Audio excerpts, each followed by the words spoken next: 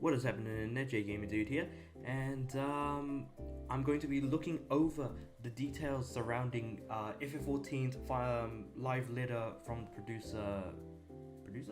producer number 75. So it's just like a sort of a quick summary, a quick run through of what we should expect in the upcoming patches of 6.3 and 6.35 specifically. So jumping into it, and I know I'm like a couple weeks late, but you know, I had some other video ideas and I thought I'll do those first. So, moving on.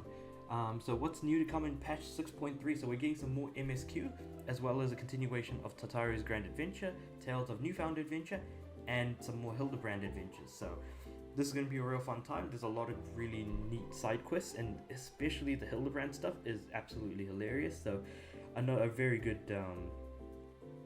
I'm surprised that we're getting more of this, to be completely honest, but you know what? If there's more to be had, then that's very exciting. In addition to the Hildebrand adventures, we also get some Mandover weapons, so that's going to be interesting to see what those are. I wonder if they're going to be used mostly for actually like fighting, or whether or not we're going to be using them to, use it for glamour and stuff like that. So it'll be interesting to see. Trial quests for the Loperids, again, those will be added as part of 6.35 alongside the somehow further Hildebrand adventures. Now we've got a new dungeon, Lapis Manalis, new trials, Unreal Trial being the Containment Bay P1T6, which if I remember right is Sophia, I think.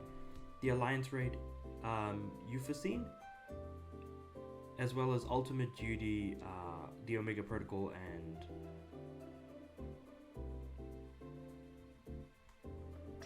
and then another deep dungeon being Eureka Orthus, but you need to complete Endwalk and Palace of the Dead first. Well, 450 of Palace of the Dead, really.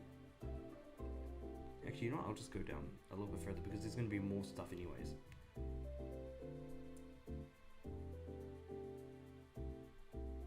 So there's going to be some UI improvements, and like being able to tell what damage each player does is kind of cool, because the thing is that, like, I'm pretty sure I'm one of those people who does the least amount of damage, but the thing is that the damage you see isn't quite representative when you see just a bunch of numbers. So being able to actually see, this is the person doing this amount of damage with this particular attribute or type, being physical, magical, or unique. So that's at least like neat to see. So it does actually give me some idea of like how I'm doing, even though there are dummies that you can keep attacking over and over, and you kind of get graded on that.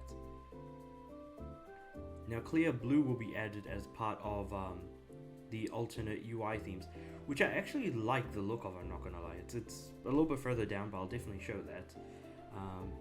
Got a couple more pieces of gear. Not gonna lie, the armor actually looks pretty sick. I think it's pretty much based off of the main villain of Final Fantasy 1. Pretty sure it should be the case, because he's going to be coming up in the story anyways. And then the Clear Blue UI, which I'm really liking. It looks pretty neat. Ooh.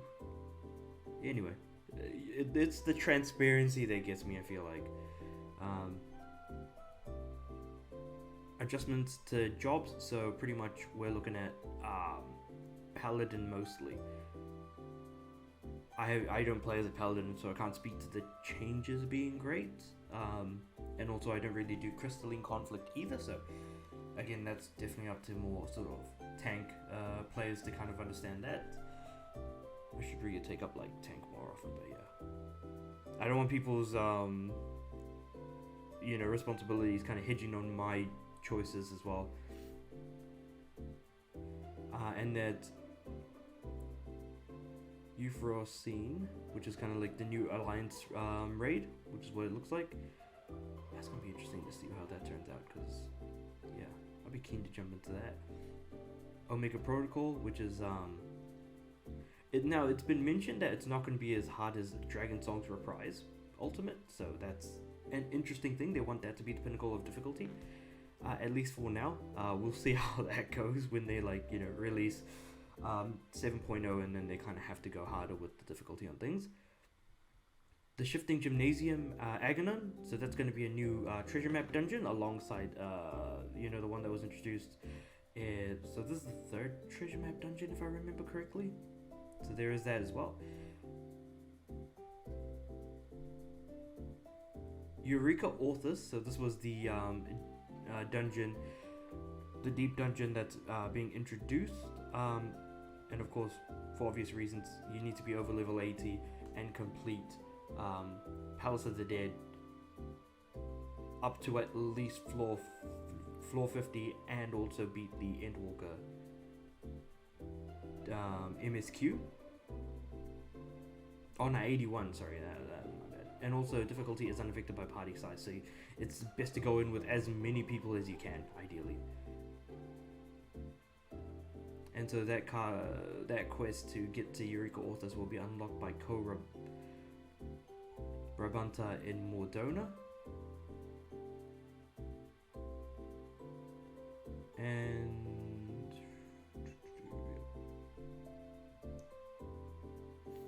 new house furnishings for onsen style houses. Okay, I need to actually get some of that stuff, because I do want to make sort of like an onsen style sort of room in my apartment, as other people have been doing. It's kind of like a neat idea, but then whether or not it's a good idea to have a sort of a more outdoorsy location indoors, which is kind of a good way about going about it. And then new minions. So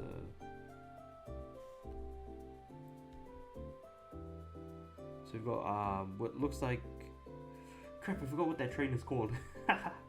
A train that's a boss like earlier on in the game. A corgi. A floating dinosaur. And a lopper. Ooh, a lopperit.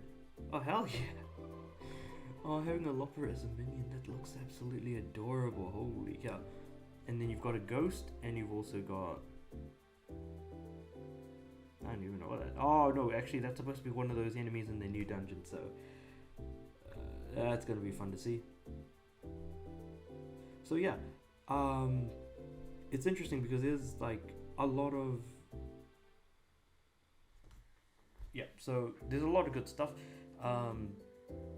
There's always a good amount of content with these patch updates, and keeping in mind that like the story alone, like the story adds at least 10 MSQ each time, well, roughly speaking. So I'm not surprised that there's so much more content still coming, but I'm likely not going to be jumping in until 7.0, whenever that drops. So it'll be interesting to see just how much has added, been changed, and all of the other stuff, because I dropped off at around 6.1 after I completed the raids in that patch. So let me know what you guys think about the changes, about where your thoughts are at, if you've hopped off, and whether or not this is going to be enough to is enough for you to hop back on again, or if you're like me waiting for 7.0 to drop and then kind of just going ham on legacy content before jumping into whatever the new massive expansion is going to be. Put those thoughts in the comments below, and until then, I'll see you guys next time. Peace.